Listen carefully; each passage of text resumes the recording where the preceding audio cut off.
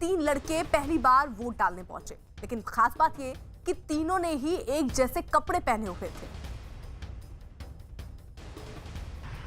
विधानसभा चुनाव को लेकर भी अलग अलग रंग देखने को मिल रहे हैं। इस वक्त हम आपको एक तस्वीर दिखा रहे हैं। तीन युवक हैं, तीनों ने फर्स्ट टाइम वोट किया, दिखाइए। और तीनों ने फर्स्ट टाइम वोट किया। पहला संयोग, दूसरा संयोग, तीनों का टी शर्ट देखिए एक जैसा नजर आएगा। अब इसे भी संयोग ही कहेंगे, क्या कहेंगे ये तो समझ में नहीं आ रहा है लेकिन अब जानकारी लेने की कोशिश करते हैं।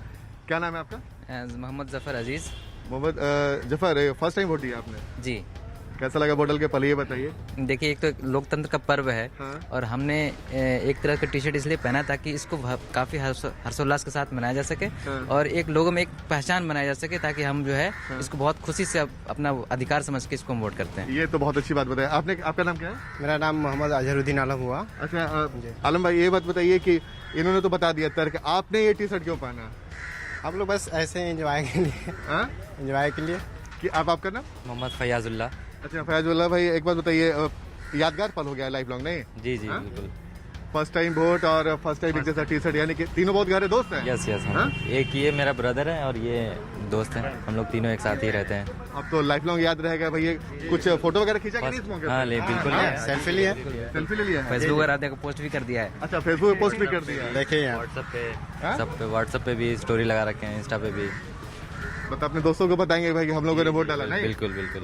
पहले मतदान फिर जलपान, ये हमने ये स्टेटस भी लगाया हुआ है। इन्होंने एक सेल्फी भी ले लिया है और जाहिर सी बात है ये सेल्फी इनके लिए लाइफ लॉन्ग यादगार बनेगा।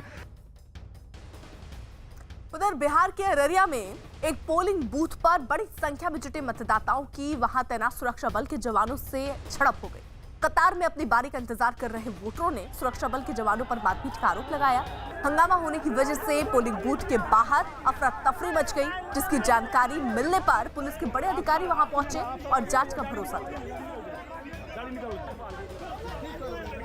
सिक्टी से ये सूचना मिली थी कि वहाँ पे मतदाता और जो सुरक्षाकर्मी उनमें कुछ वाद विवाद हो गया है, लेकिन वहाँ पे वरीय पदाधिकारी वगैरह को भेजा गया तो पाया गया कि ज़्यादा कुछ नहीं था, सब कुछ शांतिपूर्वक है। वहाँ मतदान शांतिपूर्वक ढंग से चल रहा है। अभी सभी मतदान भवनों पे पैरामिलिट्री फोर्स को तैनात किया गया है।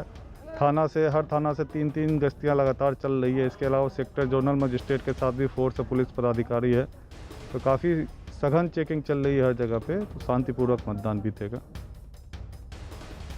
रवि हमारे साथ लगातार मौजूद हैं, साथ ही साथ चंदन भी हमारे साथ मौजूद हैं। जल्दी से रुख पहले रवि का कर लेते हैं। रवि, युवा क्या आपके साथ इस वक्त मौजूद है? युवा क्या कह रहा है ये जानना बेहद जरूरी है ऐसे वक्त पर, जब युवाओं पर सबसे ज्यादा कहते हैं भरोसा सारी पार्टियां कर रही हैं कि युवा जो है वो रोजगार चाहता है, विकास का मुद्दा भी युवा जो है वो बढ़ चढ़ कर सामने आ रहा है इस मुद्दे को लेकर। बिल्कुल बिल्कुल अर्पिता, जैसा कि मैंने भी कहा कि सुबह के वक्त से लेकर दोपहर तक मैं अलग अलग पोलिंग स्टेशन, पोलिंग बूथ पर गया, तमाम लोगों से बातचीत किया, लेकिन इसमें मैं पटना में मौजूद हूँ। यहाँ से कुछ लोगों से बात कर लेते हैं जो युवा हैं।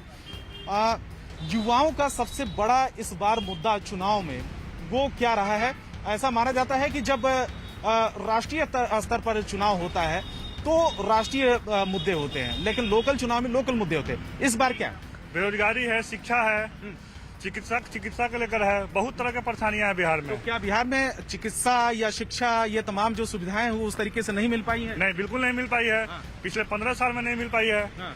शिक्षा का स्तर बहुत ही गिर चुका है। आज भी लोग बहुत प्रदेश से लोग जाते हैं कोटा में पढ़ाई करने के लिए। सब कुछ व्यवस्था वहाँ का है, टोटल चीज जो भी बिहार के छात्र लोग हैं हमेशा के लिए जाते हैं कोटा में पढ़ाई करने के लिए, शुरू से लगा रहता है। बहुत परेशानियां होती है और टाइम में बहुत कुछ परेशानियां हुई थी। अच्छा, और दूसरे जो डेवलपमेंट के हैं, लोग कहते हैं कि भाई लोकल जो राज्य स्तर के चुनाव उसमें बिजली, पानी, सड़क, ये तमाम जो स्थितियां हैं उस पर बातचीत होती है। क्या ये भी मुद्दे हैं? जी बिल्कुल मुद्दे हैं। सबसे बड़ा मुद्दा तो हम लोग के यहाँ भ्रष्टाचार का है कि कहीं भी हम लोग जाते हैं तो कुछ काम नहीं हो पाता है। दूसरी बात कि बिजली की व्यवस्था भी ठीक ठाक नहीं है।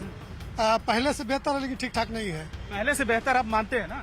कुछ बेहतर है लेकिन शहरी क्षेत्र में अभी भी हम लोग को दिक्कत होता है। दिक्कत होती है। हाँ, और आप बताएं, पहले से सुधार हुआ है? बिजली, पानी, सड़क और तमाम चीज जो लोकल स्थितियां होती हैं, मुद्दे होते हैं? पहले से सुधार, लेकिन सिर्फ बिजली और पानी से जिंदगी नहीं चलता। उसके लिए कुछ काम वगैरह भी इंसान को करना पड़ेगा, कुछ इनकम नहीं होगा। सिर्फ बिजली पानी से कुछ नहीं होने वाला है। बिजली पानी है लेकिन पहले से उतना बेटर नहीं है, लेकिन फिर भी है। सबसे बड़ा चीज़ है बेरोजगारी है। हम लोग अभी आर्मी बहाली आने वाला था दानापुर से, अभी तक आया नहीं है। अब जो नहीं हिस्सा लाएगा उसका तो उम्र खत्म हो जाएगा। आप बताएं। जैसे कि आप शिक्षा की बात कर रहे थे और चिकित्सा की बात कर रहे थे, ठीक है। वैसे ही हम कोरोना काल में पीएमसीएच में माना जाता है कि बहुत सारा पेशेंट को नहीं इलाज करने के लिए दिया गया, ठीक है। और चिकित्सा की तो दूर की बात है, शिक्षा की तो दूर की बात है। पटना हाई स्कूल में ही हम जानते हैं जैसे कि बहुत सारा शिक्षा टीचर ऐसे हैं कि समय समय से इनके सरकार में पढ़ाई नहीं हो पाती है। पढ़ाई नहीं। आप बताएं, ये सब मुद्दे हैं, बिजली पानी सड़क, ये तमाम स्थानीय मुद्दे हैं कि नहीं इस बार चुनाव में? इस बार तो है ही सर, मेन मुद्दा है बेरोजगारी है सर। बेरोजगारी बहुत बड़ा मुद्दा है बिहार में। युवा बहुत ज्यादा आबादी में बेरोजगार है। अच्छा, लेकिन डेवलपमेंट हुआ है कि नहीं, विकास हुआ है? डेवलपमेंट तो सर हुआ है, लेकिन जितना होना चाहिए उतना नहीं हुआ। देखिए, जितना होना चाहिए उतना नहीं है, ऐसा जो युवा यहाँ पर इकट्ठा हुए हैं उनका यही मानना है। लेकिन सबसे बड़ा जो मुद्दा यही बार बार लोग कह रहे हैं कि वो रोजगार है, और खास करके क्योंकि लॉकडाउन में जो सरकार की तरफ से स्टेप उठाया जाना चाहिए था वो उसका आरोप लगाया जा रहा है कि वो नहीं उठाया गया। ठीक है रवि।